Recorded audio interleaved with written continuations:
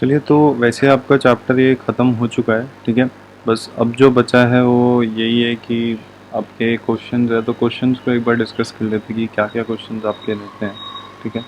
तो सबसे पहला क्वेश्चन, क्वेश्चन नंबर 1 पे जो हमने बेसिकली छोड़ा था, पेज नंबर 237, ये इन टेक्स्ट क्वेश्चन है।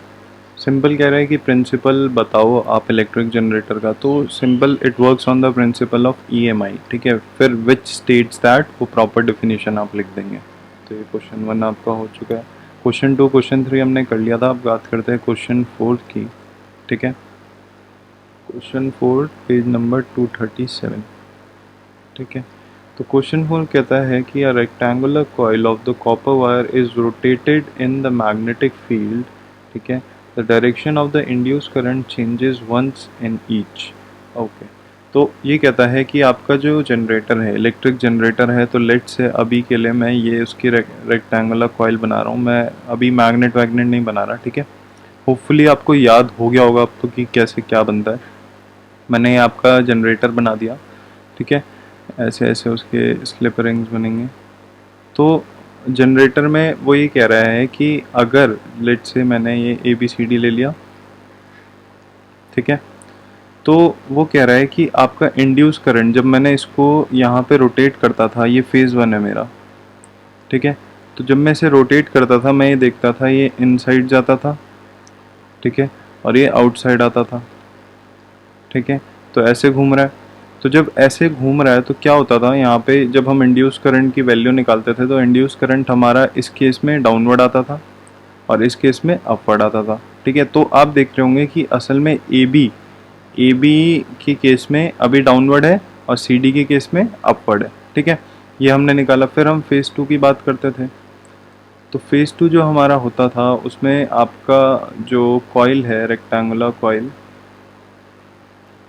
उसको जब हम रोटेट करते थे उसी डायरेक्शन में, तो यहाँ पे आप देख रहे होंगे कि असल में यहाँ पे आपका होता है ये आपका सी डी इधर आ जाता था एंड बी ए इधर, ठीक है। तो ये आपका वो रेक्टेंगुलर कॉइल है। तो रेक्टेंगुलर कॉइल में आप देखते होंगे कि यहाँ पे ये इनसाइड जा रहा है अब, क्योंकि हम ऐसे घुमा रहे हैं, और ये आउटसाइड जा रहा है। तो यहाँ पे जो इंड्यूस करंट की वैल्यू आती थी वो क्या आती थी, डाउनवर्ड्स, और यहाँ पे अपवर्ड्स, ठीक है। तो यहाँ पे आप एक चीज़ नोटिस करेंगे कि आपकी इंड्यूस करंट की वैल्यू चेंज हुई है। मतलब ए बी में पहले डाउनवर्ड था, अब ए बी में अपवर्ड है, ठीक है। तो यही पूछ रहा है कि कितने मतलब आपको ऑप्शन दिए हुए हैं कि कितने रेवोल्यूशन के बाद उस आपको ये इंड्यूस करंट की डायरेक्शन चेंज मिलती है। तो यहाँ पे आप देख रहे होंगे कि असल में 180 डिग्री पे जब रोटेट कर रहा है तब जाके हमें ये चीज़ चेंज दिख रही है, क्योंकि अब ए बी की अपवर्ड्स हो गई, अब सी डी की डाउनवर्ड्स हो गई, जो पहले उल्टा था, ठीक है। तो अब मैं ऑप्शंस लिखता हूँ, ठीक है। जैसे 2 रेवोल्यूशन है, ठीक है। बी पार्ट है आपका 1 रेवोल्यूशन। फिर सी पार्ट है आपका हाफ रेवोल्यूशन। डी पार्ट है आपका 1/4 1/4 रेवोल्यूशन, ठीक है। ये आपने कर लिया। अब आप इसमें एक चीज़ नोटिस करेंगे कि रेवोल्यूशन के बेसिस पे आपको थोड़ा टफ लग रहा होगा, ठीक है। अब मैं इसको अगर डिग्री के बेसिस में बोलूँ तो 1 रेवोल्यूशन मतलब एक पूरा चक्कर is 360 degree. 2 revolution is 2 into 360 degree, ठीक है। 2 बार उसने रिवॉल्व करा है। Half revolution is half into 360, यानी कि 180 डिग्री, ठीक है। 1/4 revolution is 1/4 into 360 degree, that is 90 degree, ठीक है। तो यहाँ से आपको एक ऑप्शन तो पता ही है कि भाई अब तो आप बता ही सकते हैं हाफ रेवोल्यूशन आंसर होगा। क्यों होगा? क्योंकि आपका 180 डिग्री है। ये आपने 180 डिग्री से जब रोटेट करा, जब अपोजिट आ गए ये दोनों, तो आपका इंड्यूस करंट की डायरेक्शन चेंज हो गई। तो इसका आंसर हो जाएगा C1, ठीक है। तो नेक्स्ट क्वेश्चन आपका क्वेश्चन नंबर 1 होगा। क्वेश्चन नंबर 1 पेज नंबर 238, ठीक है। क्वेश्चन 1 कहता है कि name the 2 safety measures commonly used in the electric circuit and the appliances. तो सेफ्टी मेजर हम ये कर सकते हैं कि आप इलेक्ट्रिक फ्यूज़ का यूज़ करो। सबसे पहले तो इलेक्ट्रिक फ्यूज़ का यूज़ करो, और अवॉइड करो ओवरलोडिंग, ठीक है, ओवरलोडिंग अवॉइड करो। तो ये आप दो सेफ्टी मेजर्स यूज़ कर सकते हैं अगर लिखना चाहें। फिर क्वेश्चन नंबर 2 थोड़ा सा इम्पॉर्टेंट है क्योंकि ये आपके इलेक्ट्रिसिटी जो चैप्टर है उससे लिंक्ड है, ठीक है। तो ये क्वेश्चन कहता क्या है, ये क्वेश्चन सिंपल कहता है कि आपका एक इलेक्ट्रिक ओवन है, यहाँ पे एक आपका इलेक्ट्रिक ओवन है, उसकी आपको पावर दे रखी है 2 किलोवाट, ठीक है। इसको मैं कन्वर्ट कर लेता हूँ वाट में, तो 2 × 1000 वाट, यानी कि मुझे 2000 वाट मिल गया। तो ये उसकी पावर दे रखी है, ठीक है। Power rating is operated on the domestic electric circuit of, okay, आपको डोमेस्टिक इलेक्ट्रिक सर्किट दे रखा है, तो वोल्टेज कभी कभी आपको प्रोवाइड नहीं भी करी जाती, ठीक है। जब डोमेस्टिक इलेक्ट्रिक सर्किट बोल दिया तो डोमेस्टिक में आपको पता है घर की बात है, तो घर में आपकी कितनी वोल्टेज आती है, 220 वोल्ट, ठीक है। इस चीज़ को आप याद भी रखिएगा डोमेस्टिक इलेक्ट्रिक सर्किट में। अभी तो खैर इसमें मेंशन है, बट कभी कभी भी पेपर में नहीं भी मेंशन हो सकता। That has a current rating of 5 ampere. अब देखिए करंट रेटिंग से क्या मतलब है, करंट रेटिंग से मेरा मतलब है कि बेसिकली फ्यूज़, आप ये समझिए फ्यूज़, कि इतना करंट रेटिंग होगी तो आपका मतलब इतना करंट ही आपका जा सकता है, इससे ज़्यादा अगर जाएगा तो फ्यूज़ क्या होगा, टूट जाएगा, ठीक है। तो इतना करंट ही आपका जा सकता है, और वो कितना दे रखा है आपको, 5 एम्पियर की, 5 एम्पियर करंट ही जा सकता है। तो क्या रिजल्ट आपको लग रहा है, ठीक है। तो रिजल्ट निकालने के लिए तो भैया तो हमें तो वो करना पड़ेगा, क्या बोलते हैं,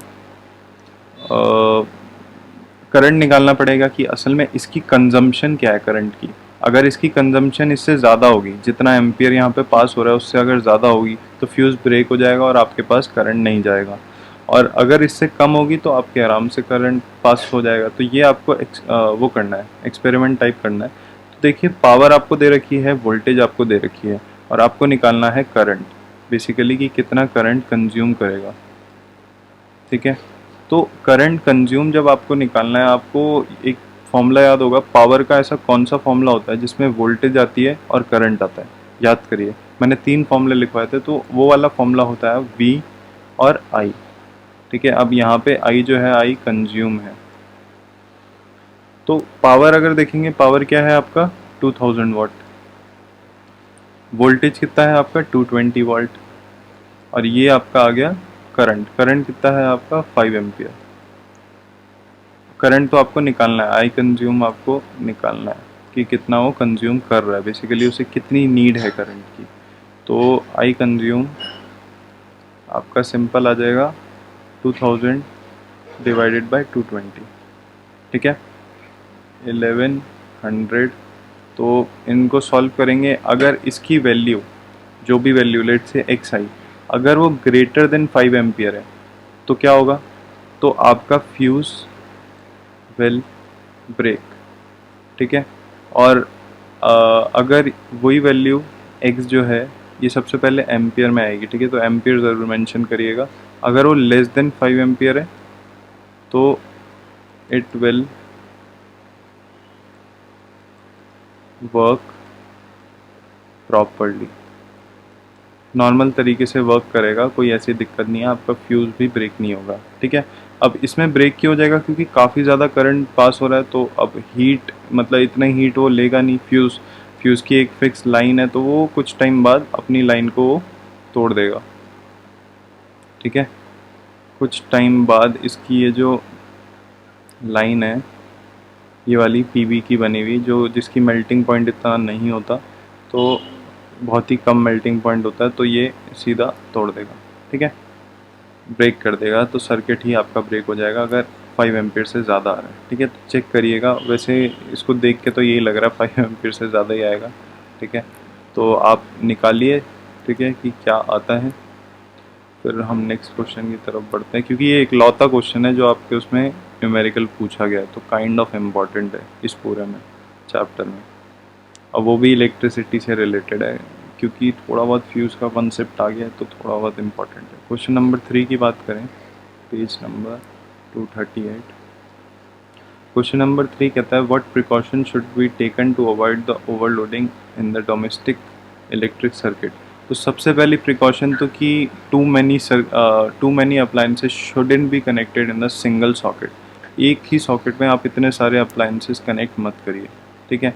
दूसरा आप ये लिख सकते हैं कि असल में high power rating appliances shouldn't be on at the same time, कि एक ही टाइम पे आपके जो हाई पावर रेटिंग वाले हैं, जो हाई पावर कंज्यूम करते हैं, जैसे ओवन हो गया, ठीक है, आपका रेफ्रिजरेटर हो गया, फिर जो भी हाई पावर इंडक्शन हो गया, ठीक है, वॉशिंग मशीन, ये सारे हाई पावर रेटिंग वाले हैं। तो आप इनको मतलब उस अकॉर्डिंग, आयरन हो गया, उस अकॉर्डिंग यूज़ मत करिए कि भाई मतलब एक ही टाइम पे सारे के सारे ऑन मत रखिए, ठीक है, क्योंकि ये हाई पावर जनरेट मतलब इन्हें हाई पावर चाहिए, जिसकी वजह से हो सकता है ओवरलोडिंग के चांसेस बढ़ जाए। तो ये 2 पॉइंट आप खुद लिखेंगे। फिर नेक्स्ट अगर हम क्वेश्चन की तरफ देखें तो नेक्स्ट क्वेश्चन आपका बैक एक्सरसाइज का है, क्वेश्चन नंबर 16। लास्ट के क्वेश्चन रह गए थे probably. Question number 16, page number 241। तो क्वेश्चन नंबर 16 कहता है explain the underlying principle electric. Okay, तो इलेक्ट्रिक जनरेटर के बारे में आपको बेसिकली लिखना है, ठीक है। अब देखिए इलेक्ट्रिक जनरेटर आ गया ना, तो आपको नॉर्मल लिखा है इलेक्ट्रिक जनरेटर, तो by default it is AC generator, ठीक है। तो आपको एसी जनरेटर का वर्किंग ये सब लिखना है, ठीक है। तो एक बार कर लीजिएगा, आपको रिवाइज ही हो जाएगा आपका, ठीक है। तो ये क्वेश्चन स्किप मत करिएगा। क्वेश्चन नंबर 17 अगर मैं बात करूं तो पेज नंबर 241। क्वेश्चन नंबर 17 कहता है when does the electric short circuit occur. तो ये तो आपको बहुत ही अच्छे से पता है कि लेट से अगर यहाँ पे ये आपकी वायर है लाइव वायर और ये आपकी है न्यूट्रल वायर, तो अगर बाई चांस अगर आपकी लाइव वायर टकरा जाती है न्यूट्रल वायर से, वैसे तो आप देखेंगे कि ये इंसुलेटेड होता है, ये पूरी की पूरी वायर जो है रेड कलर से इंसुलेटेड होती है, उसमें कवर चढ़ा हुआ होता है, बट और यहाँ पे कॉपर वायर होती है बीच में। बट अगर बाई चांस वो इंसुलेशन टूट जाए और यहाँ से वो आपस में टकरा जाए, मतलब उसकी भी इंसुलेशन टूटी हुई है और इसकी भी इंसुलेशन, मतलब वो जो प्लास्टिक का होता है अगर वो टूटा हुआ है, तो बेसिकली हो सकता है आपका शॉर्ट सर्किटिंग के चांसेस बढ़ जाए, ठीक है। तो ये होता है शॉर्ट सर्किटिंग, ठीक है, इस तरीके से अकर होता है। अब अगर हम क्वेश्चन नंबर 18 की बात करें, क्वेश्चन नंबर 18 क्या कहता है कि what is the function of the earth wire and why is it necessary to earth the metallic appliances. देखिए फंक्शन वैसे तो आपको पता है, इसके मैं 2 फंक्शन बताता हूँ, चलिए आपको। देखिए सबसे पहले आप फंक्शन करके लिखेंगे। सबसे पहला फंक्शन है आपका कि आपकी अगर लेट से ये सॉकेट है, ठीक है, यहाँ पे सॉकेट बना हुआ है, आपने यहाँ पे सॉकेट में लगाया, जो भी आपको कुछ भी चीज़ यूज़ करनी है, माइक्रोवेव वगैरह, वो आपने लगाया। तो आप एक चीज़ नोटिस करेंगे कि कभी कभी क्या होता है, अगर जहाँ से सप्लाई आ रहा है करंट, ठीक है, वहाँ से अगर ज़्यादा करंट आ गया तो क्या होगा, वो लाइव वायर से ज़्यादा करंट जाएगा। अब लाइव वायर से वो ज़्यादा करंट लीकेज ना हो जाए इधर उधर कहीं पर, तो क्या होता है, तो इसीलिए लीकेज ना होने की वजह से यहाँ पे अर्थ वायर लगी होती है कि अगर जो भी लीकेज है वो सीधा सीधा अर्थिंग कर देगा, मतलब सीधा ज़मीन में भेज देगा, तो आपको करंट नहीं लगेगा, ठीक है। एक फंक्शन ये है। दूसरा फंक्शन आप ये लिखेंगे कि असल में अगर लेट से आपका कोई अप्लायंसेज है, तो अप्लायंस में क्या होती है, 3 वायर लगी हुई होंगी, ठीक है। एक आपकी इस तरीके से लाइव वायर रहेगी, ठीक है, फिर आपकी उसी तरीके से वहीं पर कॉइल होगी, उसी में न्यूट्रल वायर, और फिर उसी में आपकी कॉइल रहती है ये अर्थ वायर, ठीक है। ये तीनों आपकी रहेगी और ये आपका अगर सॉकेट है, ठीक है, ये सॉकेट है, तो यहाँ पे जो आपकी अर्थ वायर है, अर्थ वायर कहाँ जाएगी, ये बड़े वाले सॉकेट में, ठीक है।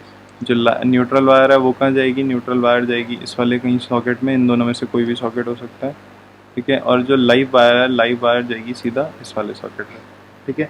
अब अगर बाई चांस हम बोले कि ये जो लाइव वायर है, लाइव वायर का इंसुलेशन वैसे तो प्लास्टिक से ढकी हुई रहती है, बट अगर उसका इंसुलेशन टूट जाए, मतलब किसी तरीके से कहीं कहीं से अगर छिल विल गया उसका इंसुलेशन, देखते हैं हम तार वार अगर छिली हुई रहेगी, तो क्या होगा, वहाँ से जो इलेक्ट्रिक, क्योंकि ये सबसे मेन स्ट्रीम है जहाँ पे इलेक्ट्रिक करंट ट्रांसफ़र हो रहा है, तो अगर वो सारा का सारा करंट आपके स्विच सॉकेट बोर्ड पे आ जाएगा, तो अगर कोई यूज़र कोई भी पास में है, अगर अर्थ वायर नहीं होती, ठीक है, तो क्या होता है, जैसे ही आप छूते हैं तो पूरे सॉकेट में आपको करंट लगता है, मतलब जैसे ही आप सॉकेट को छूओगे तो एकदम से करंट लगेगा, ठीक है। तो ऐसा ऐसा ना हो, यूज़र की मतलब सेफ्टी बनी रहे, तो इसलिए हम अर्थिंग कर देते हैं, जिससे क्या होगा, अगर वो एक्सेसिव करंट सॉकेट में आ भी रहा है तो सारा का सारा वो अर्थ में चला जाएगा, जिसकी वजह से आपको डैमेज नहीं होगा, ठीक है, आपकी बॉडी को डैमेज नहीं होगा। तो ये वो चीज़ है जो आप खुद लिखेंगे, दो दो आपको फंक्शन है।